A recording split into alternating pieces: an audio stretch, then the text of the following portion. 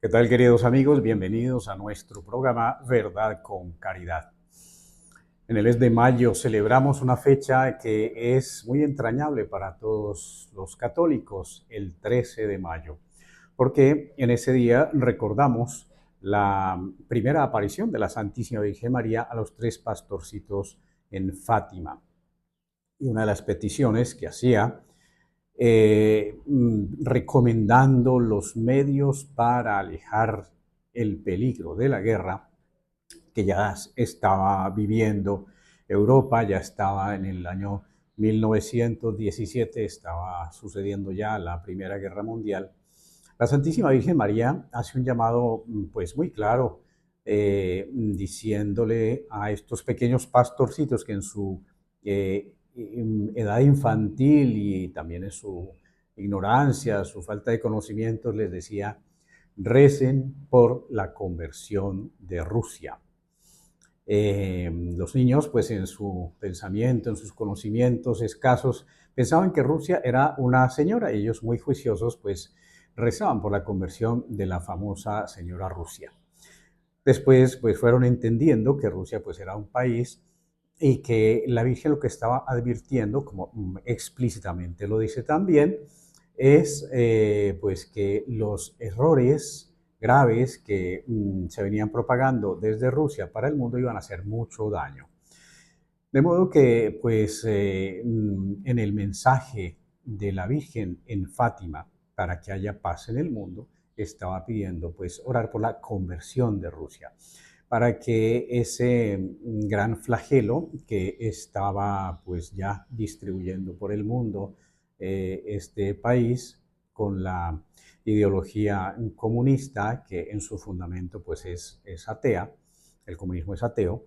La Virgen Santísima decía, no, pues esa ideología hace mucho mal y si no se hace más oración y si no se consagra a Rusia y al mundo, al corazón inmaculado de María, pues habrá muchos más males. Obviamente no vamos a decir aquí que la Virgen María apareció en Fátima con una banderita contra el comunismo o a favor del capitalismo. La Virgen no viene del cielo para hablarnos de política. El mensaje católico pues no es un mensaje político, precisamente la política humana funciona a partir de partidos, el partido tal, el partido cual. Partido significa una parte, o sea, una visión particular del mundo y de las soluciones que se presentan al mundo. Y en cambio, la enseñanza de la Iglesia está por encima de los partidos porque su tarea es difundir el Evangelio de Jesucristo que sobrepasa las divisiones particulares de los partidos de esa visión del mundo. Pero sí, ciertamente, y haciendo honor al nombre de nuestro programa, Verdad con Caridad, la mayor caridad es decir la verdad. Y hoy en día muchos católicos pues no se dan cuenta de que la propuesta comunista es contraria a la fe de la Iglesia. Y no lo digo yo, lo dice como siempre, pues recurrimos al magisterio de la Iglesia.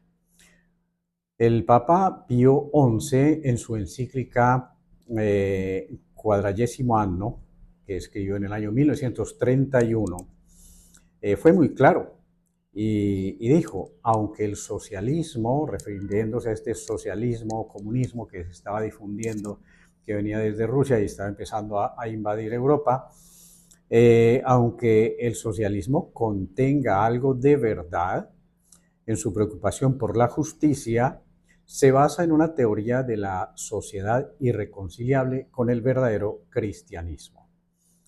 Socialismo religioso, socialismo cristiano son términos contradictorios. Nadie puede ser al mismo tiempo un buen católico y un verdadero socialista.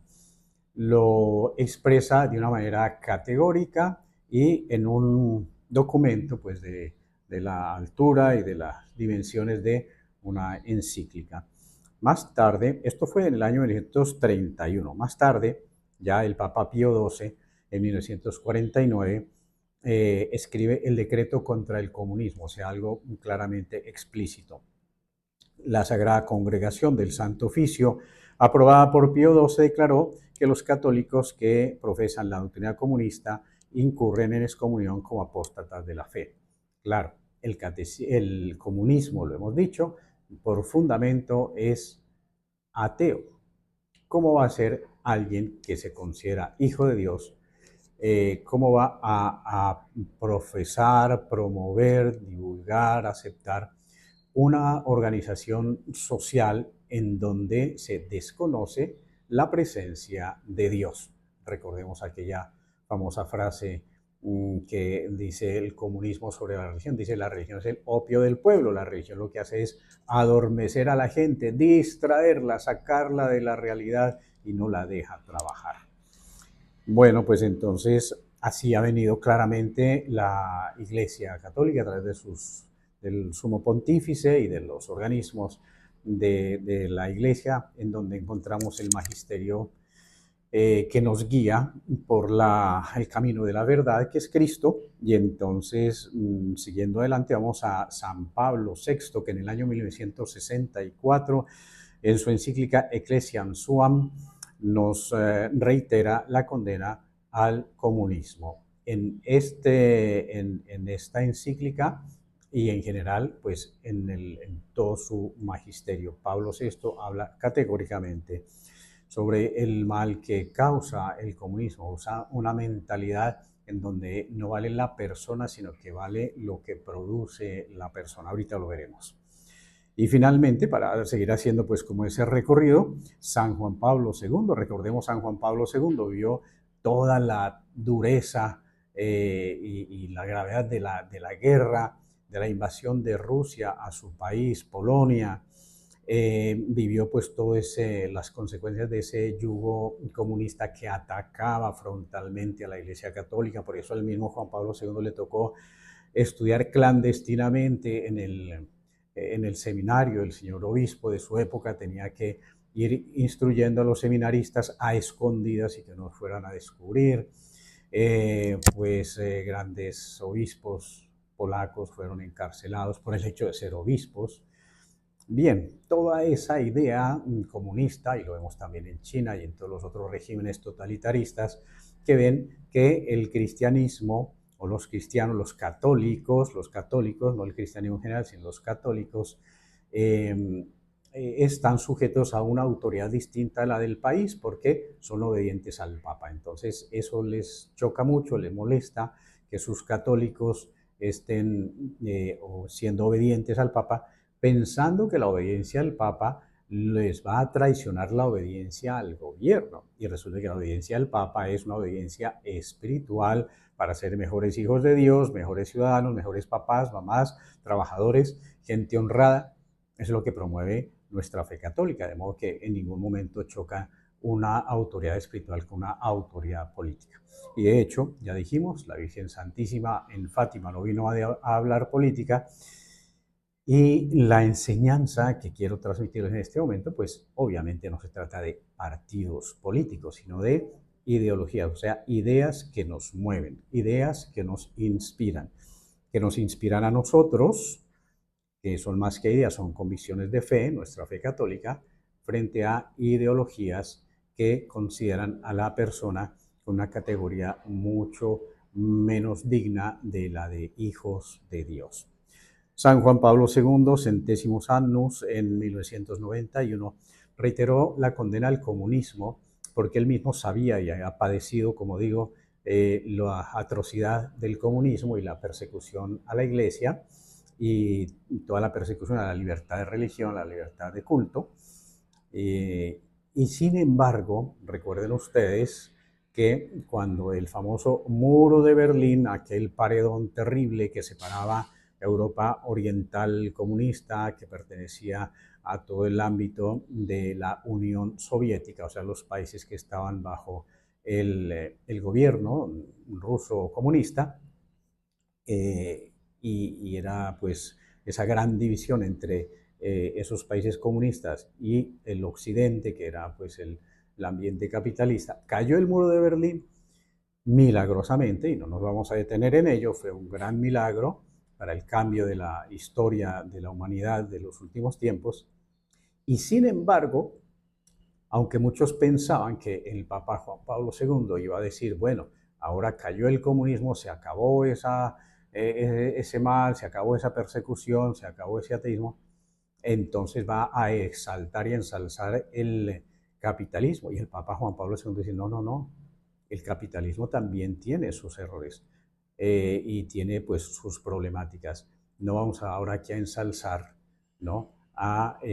Pues, a un sistema en contra del otro. La Iglesia va por encima y la Iglesia lo que promueve es la doctrina social, o sea, la doctrina social cristiana, cómo los cristianos debemos vivir en medio de nuestra sociedad. El Catecismo de la Iglesia Católica, numeral 1224, como siempre recurrimos al catecismo, pues la fuente confiable de nuestra doctrina católica, dice lo siguiente: la Iglesia ha rechazado las ideologías totalitaristas y ateas asociadas en los tiempos modernos al comunismo o socialismo. Por otra parte, ha rechazado en la práctica del capitalismo el individualismo y la primacía absoluta de la ley de mercado sobre el trabajo humano. Más vale el mercado y pues el ser humano vale en cuanto que produzca, o sea, pues un ataque a la dignidad humana. La regulación de la economía por la sola planificación centralizada pervierte en su base los vínculos sociales. Su regulación únicamente por la ley de mercado quebranta la justicia social porque existen numerosas necesidades humanas que no pueden ser satisfechas por el mercado. Bien, entonces, claro, cuando el ser humano ya no se